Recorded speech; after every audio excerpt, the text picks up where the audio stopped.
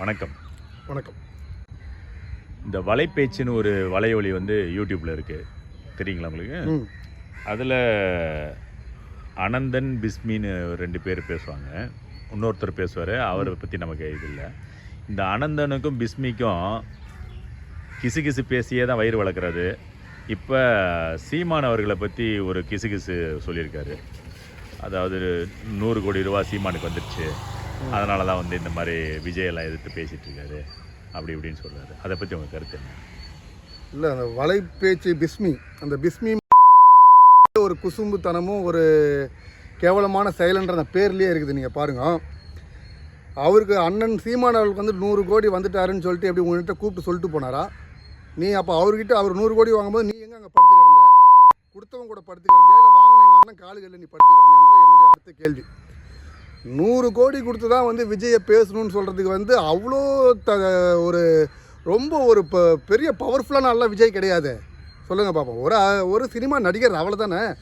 அவரை எதிர்க்கிறதுக்கு எதுக்கு 100 கோடி ரூபா? அவர் பேசுகிற பேச்சை வச்சு அவர் எதிர்த்துட்டு போயிடலாமே. அதனால் இந்த பிஸ்மின்றவர் என்னன்னாக்கா ஆண் விபச்சாரி. ஏற்கனவே வலைப்பேச்சு அந்தரன் ஒருத்தர் இருந்தார், அவர் ஒரு விபச்சாரி. இன்றைக்கி பெண்கள்லாம் விபச்சாரம் பண்ணுறது குறைஞ்சி வச்சு இப்போ ஆண்கள் விபச்சாரம் பண்ண ஆரம்பித்தாங்க இந்த ஊடகத்தின் வாயிலாக. நம்ம இதை அப்படி தான் எடுத்துகிட்டு போக முடியும். இந்த சமூகத்தில் ஒரு தமிழ் தேசியத்தை உள்ளே கொண்டு 15 ஆண்டு காலம் அரசியலில் சமரசம் செய்யாமல் ஒரு அரசியலை பண்ணும்போது அவர் 100 கோடி வாங்கிட்டார், இந்த பொண்ணை பற்றி இப்படி பேசிட்டார், விஜயை பற்றி மயிரை பிடுங்கிட்டாருன்னு தரங்கெட்ட நாய்களாக துப்புரவு தொழிலாளர் பிரச்சனையிலேருந்து, பரந்தூர் பிரச்சனையிலேருந்து, மரத்துக்கான மாநாடு, ஆடு மாடுகளின் மாநாடு, எல்லா இடத்துக்கும் பிரச்சனையும் சீமான் குரல் கொடுக்குறாரு. இதை பற்றி இந்த நாய்கள் எந்த பேச்சும் பேசுகிறது கிடையாது. இவன் 100 கோடி வாங்கிட்டான், அவன் 100 கோடி வாங்கிட்டான். சரி, 100 கோடி ரூபாய் சீமான் வாங்கினத பேசுகிறிய தம்பி, அண்ணாவா அண்ணா, சரி அண்ணனோ ஏதோ தெரினாய பேசுகிறிய.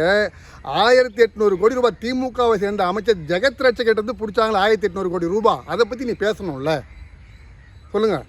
மத்தியிலேருந்து 4000 கோடி ரூபாய் திமுக அரசுக்கு நிதி கொடுத்தாங்களா, அங்கே அந்த பணம் எங்கன்னு நீ கேள்வி கேட்கணும்ல. கேள்வி கேட்கலையாப்பா. அப்புறம் 800 கோடி ரூபாய் கொடுக்கலன்ட்டு வாழ் வந்துச்சு, அந்த பணத்தையும் அதை பற்றி கேட்கணும்ல. திருட்டு ரயிலில் இருந்து ஏறி வந்த முத்துவேல் கருணாநிதி ஸ்டாலின் குடும்பத்துக்கு திருட்டிலேருந்து ஏறி வரும்போது 1 ரூபா பணம் இல்லாமல் தான் திருட்டு ரயிலில் வந்தீங்க. இன்றைக்கி இத்தனை கோடி ரூபா பணம் எப்படி வந்துச்சு நீ கேள்வி கேட்கணுமா? கேள்வி கேட்கக்கூடாதா? இந்த தமிழ்நாட்டின் முதலமைச்சருடைய 1900 ஒரு 50 ஆண்டு காலம் பின்னாடி போயேன், அதுலேருந்து தமிழ்நாட்டில் யாரெல்லாம் முதலமைச்சராக வந்திருக்கிறாங்களோ அவங்களுடைய சம்பள உயர்வை பற்றி நீ பேசு. இன்றைக்கி ஸ்டாலினோட சம்பளம் எவ்வளவு, கலைஞருடைய சம்பளம் எவ்வளவு, இவங்க 2 பேர் சம்பளத்தையும் கூப்பிட்டுனா இன்றைக்கி இவங்க வச்சிருக்கிற சொத்தோட மதிப்பு எவ்வளவு? மிச்சத்தை நீ பேசி வாங்கி கொடுத்துருவியா? உன்னால் முடியுமா? முடியாது. ஏன் தெரியுமா? நீ திமுகவுக்கு விபச்சார வேலை பார்க்குறவ, ஓகேவா? நீ ஊடகத்தை கடந்து பொதுவெளியிலும் இந்த வேலை தான் பண்ணுறது எங்களுக்கு தெரியும். உன் ஆதாரத்தை திரட்டுறதோ உன் ஆதாரத்தை பற்றி நாங்கள் பேசுகிறதோ எங்களுக்கு அது வேலை கிடையாது. நீ எங்கள் அண்ணனை பற்றி சொன்னதுனால நாங்கள் இந்த கருத்தை தெரிவிக்கிறோம், வேறு எதுவும் கிடையாது. இன்றைக்கி ஒரு அரசியல் கட்சி தொடங்கி அண்ணன் எப்பவுமே அதான் சொல்லுவார், அப்போ ஒரு கட்சியை தொடங்கிறது ரொம்ப ஈஸியான விஷயம், அதை தொடர்வது ரொம்ப பெரிய விஷயம் பாரு. தொடர்ந்து 15 ஆண்டு காலம் இந்த கட்சியை நடத்தி எதுலேயும் சமரசம் பண்ணாமல் இந்த அரசியலை முன்னெடுத்துட்டு வராரு. ஒன்றுமே இல்லைங்க, சாதாரண, எனக்கு எந்த ஒரு பின்புலம் கிடையாது, நான் ஒரு ஊடக வெளிச்சத்துலையும் கிடையாது, சராசரி ஒரு மனுஷன். அண்ணனுடைய கொள்கையை ஏற்றுக்கிட்டதுனால ஒரு சில விஷயங்கள் நான் எடுத்து பேசுகிறேன். எனக்கு அரசியலும் தெரியாது. அப்படிப்பட்ட எனக்கே இங்கே லோக்கலில் எவ்வளோ பிரச்சனை இருக்குது தெரியுங்களா? ஒரு ஊடகத்தில் நம்ம பேசுகிறோம், நம்மளுடைய கருத்துக்களை தெரிவிக்கிறோம். சாதாரண ஒரு வார்டுக்குள்ளே இருக்கிற பிரச்சனை நம்ம எடுத்து பேசுறது நம்ம கூட ஆள் இல்லை. துரோகம் பண்ணுறானுங்க, நம்மக்கிட்ட ஒரு பேச்சு பேசுகிறாங்க, ஆனால் நல்லது சொல்கிற மாதிரியே சொல்கிறானுங்க. இதெல்லாம் ஆகாது, அதெல்லாம் ஆகாது சார். சாதாரண சார், ஒரு கோவிலில் ஒரு பிரச்சனை சார், கவர்மெண்ட் எடுக்க வேண்டிய கோவில் தனியாருக்கு தாரை பார்த்துட்டாங்க சார். அதை கேட்டால் அதில் திமுக பொறுக்கி ஒருத்தன் சொல்கிறான் தனியார் தான் நல்லா நடத்துவாங்கன்றான். அப்போ அவனுடைய அந்த போக்கு எப்படி இருக்குது பாருங்கள், சொல்லுங்கள் பார்ப்போம்.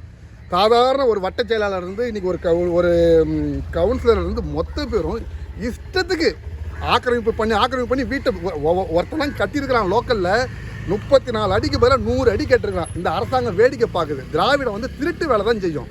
திராவிடத்துக்கு துணை நிற்கிறவன் எவனாக இருப்பான்? அவன் தரங்கட்டவனாக தான் இருப்பான். இது மாதிரி ஒரு சின்ன சின்ன விஷயங்களே லோக்கலில் பண்ணும்போது நம்மளுக்கே இவ்வளோ வேதனையாக இருக்குது. எந்த புகார் கொடுத்தாலும் எடுக்கிறது இல்லை.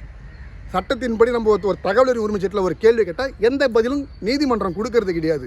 அவர் மீது வழக்கு தொடர்ந்தால் அந்த பப்ளிக் ப்ராசிக்யூட்டர் ஒரு அரசாங்க வக்கீல் இருப்பாங்க, அவன் அதுக்கு மேலே தரங்கட்டவனாக இருக்கிறான். அவன் அந்த கேஸ் கட்ட எடுத்து கீழே வச்சுக்கிட்டே இருக்கிறான். அறிஞர் அண்ணா சொன்னது தான், சட்டம் ஒரு இருட்டறை, வக்கீலின் வாதம் ஒரு விளக்கு, அது ஏழைக்கு எட்டாத ஒரு பொருட்டு அப்படின்ற மாதிரி சொன்னார். இன்றைக்கி அதுதான் நடந்துக்கிட்டு இருக்கு. இது இன்றைக்கி மட்டும் இல்லை, காலங்காலமாக நடக்க தான் செஞ்சோம். இதை வந்து மக்கள் தான் உணரணும். இந்த ஊடகத்தின் மூலியமாக வந்து அவன் அதை சொல்கிறான் இதை சொல்கிறான்னு எது உண்மை. இன்றைக்கி நடக்கக்கூடிய அத்தனை பிரச்சனைக்கும் முதல் ஆளாக குரல் கொடுக்குறாரு. அவருக்கு என்ன வேலை? நான் என்ன சொல்கிறேன், இந்த பிஸ்மின்னு ஒரு பைத்தியக்காரன் சொன்னானே, 100 கோடி இல்லையா 3000 கோடி எவ்வளோ கோடி கொடுத்தாலும் வாங்கிட்டு போய் நிம்மதியாக வாயை முட்டு உட்காந்துருக்கலாம்ல. எதுக்காக போராடுறாரு? அவர் சாப்பிட போகிறது என்ன, 2 இட்லி சாப்பிட போகிறாரு, கொஞ்சோண்டு மதியானம் தயிர், இவ்வளோ தான் சாப்பிட போகிறாரு. 100 கோடி கொடுத்தா 100 கோடிக்கும் ஒரே நாள் சாப்பிட்ருவாரா? அதனால் இந்த தரங்கெட்ட பேச்சு, இந்த ஊடகவியலாளர்லாம் வந்து இப்படி தான், அவங்க வந்து பணத்துக்கு வேலை செய்கிறவனுங்க. அதனால் வந்து நாங்கள் இனி வரும் காலங்களில் இன்னொரு 6-7 மாதம் தான் இருக்குது ஆட்சி. அதை வந்து மக்கள் தான் உணர்ந்து, அண்ணன் விஜய் அவர்களும் சொல்கிறேன், நீங்கள் வந்து அரசியல் படுத்துங்க, நீங்கள் வாங்க. அதனால் வந்து நீங்கள் மக்களை ஏமாற்றாதீங்க. திராவிடன்ற வார்த்தையை நீங்கள் முதல்ல அது வந்து எடுங்க, உங்களுக்கு கண்டிப்பாக நல்லதே நடக்கும். என்னால் அவ்வளோதான் சொல்ல முடியும். நன்றி, வணக்கம்.